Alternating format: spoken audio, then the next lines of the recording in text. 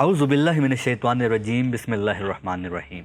ناظرین، ایسٹر آئی لینڈ دنیا کے دور دراز پائے جانے والے جزائر میں سے ایک ہے، جو کہ چلی سے 2240 میل کے فاصلے پر جنوب مشرقی بحر اوقیانوس میں واقع ہے۔ یہ پرسرار جزیرہ 25 کلومیٹر لمبا ہے۔ اس جزیرے کے متعلق سب سے نمایاں بات جو آج بھی سیاحوں اور ماہرین آثار قدیمہ کو ورطہ حیرت میں ڈال دیتی ہے، وہ یہاں کے کھلے میدانوں میں کھڑے پتھر کے بلند و بالا بت ہیں، جنہیں موئی کے نام سے پکارا جاتا ہے۔ ناظرین کرام، ان بتوں کی تعداد لگ بھگ 600 کے قریب ہے، اور یہ اس جزیرے میں 1 میل رقبے پر پھیلے میدان میں موجود ہیں۔ ان میں سب سے دیو ہیکل بت 65 فٹ لمبا ہے، جبکہ اس کا وزن 270 ٹن سے زیادہ ہے۔ ناظرین کرام، آتش فشانی عمل سے پیدا ہونے والے اس جزیرے پر موجود یہ بت لاوے کے سخت ہو جانے والے ٹکڑوں سے بنائے گئے ہیں۔ ماہرین آثار قدیمہ نے اندازہ لگایا ہے کہ جس اعلیٰ مہارت سے ان بتوں کی تعمیر کی گئی ہے، اس سے پتہ چلتا ہے کہ اس جزیرے پر موجود لوگ غیر معمولی طور پر ترقی یافتہ تھے، اور انہوں نے فن تعمیرات میں نہایت کمال حاصل کر لیا تھا۔ ناظرین، اس پرسرار جزیرے پر اس بات کے بھی آثار ملے ہیں کہ یہاں پر آباد لوگ آدم خور تھے۔ ناظرین کرام، موآئی مجسموں کے باعث شہرت پانے والا ایسٹر آئی لینڈ آج بھی پرسراریت کے پردے میں ہے۔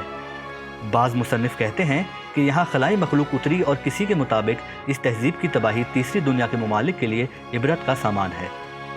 ناظرین، ایسٹر کا تہوار تھا 5 اپریل 1722 کو ایک ولندیزی سیاح اور جہاز داں جیکب روگی 24 کلومیٹر لمبے اور 13 کلومیٹر چوڑے اس جزیرے پر اترے۔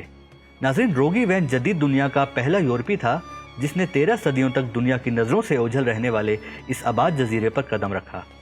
یہ جنوبی امریکا کے مغربی سمندر میں واقع جزیرہ ایسٹر آئی لینڈ ہے، جسے اپنے دریافت کے دن کی مناسبت پر یہ نام دیا گیا ہے۔ ناظرین، اس کا جائے وقوع وسطی اور جنوبی بحر اوقیانوس میں ہے، جہاں یہ تکونی شکل میں پھیلا ہوا ہے۔ اس کا شمار ان 1000 چھوٹے بڑے جزائر کے علاقے میں ہوتا ہے، جسے جغرافیائی اصطلاح میں پولینیزیا کہا جاتا ہے۔ اس جزیرے سے چلی اور پیرو قریب ترین ممالک ہیں، اور یہ فاصلہ بھی 4000 کلومیٹر بنتا ہے۔ لاکھوں سال کے آتش فشانی عمل سے تکونی شکل میں تشکیل پانے والے اس جزیرے کو مقامی افراد اپنی زبان میں زمین کی ناف یعنی نیول آف دی ورلڈ بھی کہتے ہیں۔ ناظرین، روگی وین وہ پہلا آدمی تھا جس نے یہاں پائے جانے والے قدیم طرز معاشرت کو دریافت کیا، اور یہاں گمنامی میں چھپے نادر اور انوکھے موآئی مجسموں کو عالمی شہرت دلوائی۔ مقامی افراد یہاں موجود چٹانوں سے تراشے بلند و بالا مجسموں کو موآئی کہتے ہیں، جس کے معنی مجسمہ، بت یا مورتی کے ہیں۔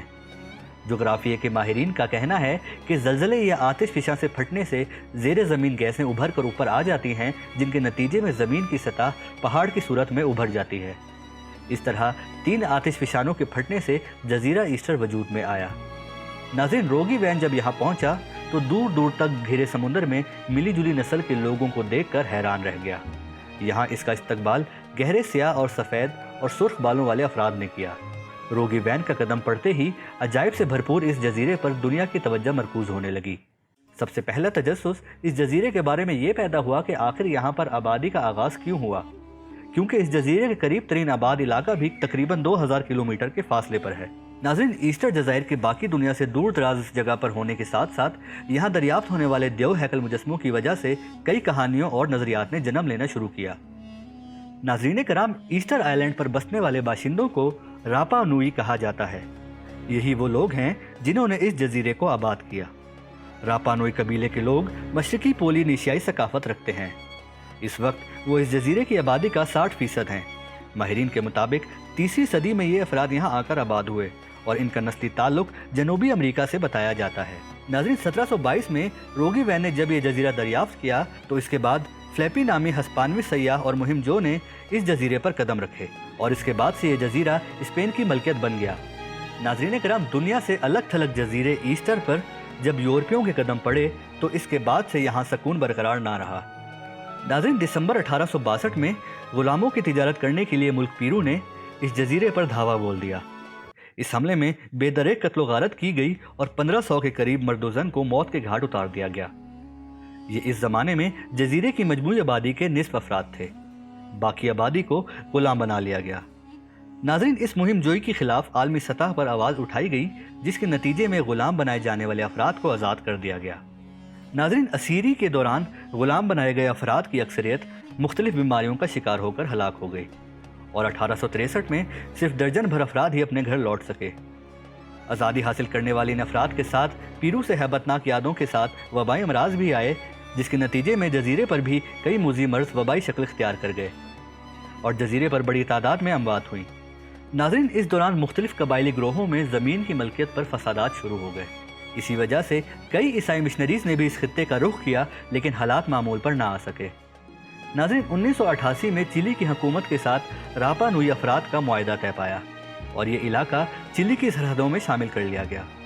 ناظرین، 1914 کے سال سے اس جزیرے پر آثار قدیمہ کے ماہرین نے ڈیرے ڈالنے شروع کیے اور کئی ممالک نے اپنے ماہرین کے خصوصی مشن یہاں روانہ کیے۔ راپا نوئی قبائل کو پہلے تو صرف مخصوص علاقوں تک محدود کیا گیا، لیکن بعد ازاں 1966 میں انہیں چلی کی شہریت دے دی گئی، جس کے بعد انہوں نے اپنی قدیم ثقافتی شناخت کو دوبارہ تشکیل دینا شروع کیا۔ ناظرین، اب اس خطے میں بسنے والوں کا سب سے بڑا ذریعہ معاش سیاحت ہے، جبکہ اس کے بعد زراعت اور قدرتی وسائل سے آنے والی آمدن ہے۔